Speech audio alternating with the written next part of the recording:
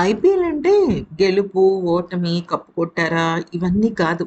ఒక్కొక్కసారి వాదనలు, వివాదాలు, కాంట్రోవర్సీలు కూడా. అయితే సన్ రైజర్స్ హైదరాబాద్ విధ్వంసకర బ్యాటరీని హెన్రిచ్ క్లెసన్ ఆగ్రహానికి గురయ్యాడు. కోపంతో మండిపడ్డాడు, రచ్చరచ్చ చేసేశాడు. తన క్యాచ్ను థర్డ్ ఎంపైర్ మెరుగైన యాంగిల్స్లో చెక్ చేయకపోవడంపై అసహనాన్ని వ్యక్తం చేశాడు. ఈ విషయం పైన ఫోర్త్ ఎంపైర్తో వాగ్వివాదానికి దిగాడు. చిన్నస్వామి స్టేడియం వేదికగా బెంగళూరు అలాగే హైదరాబాద్ జట్ల మధ్య మ్యాచ్ జరిగింది కదా, ఆ టైంలో ఈ ఘటన జరిగింది.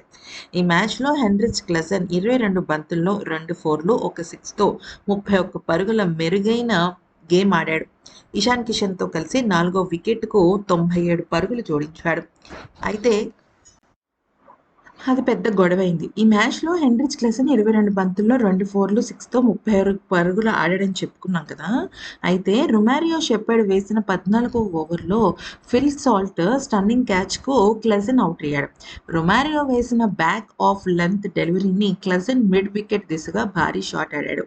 అయితే బౌండరీ లైన్ పైన సాల్ట్ అద్భుతంగా బంతిని అందుకున్నాడు. అయితే అతని కాలు బౌండరీ లైన్‌ను తాకినట్లు అనిపించింది.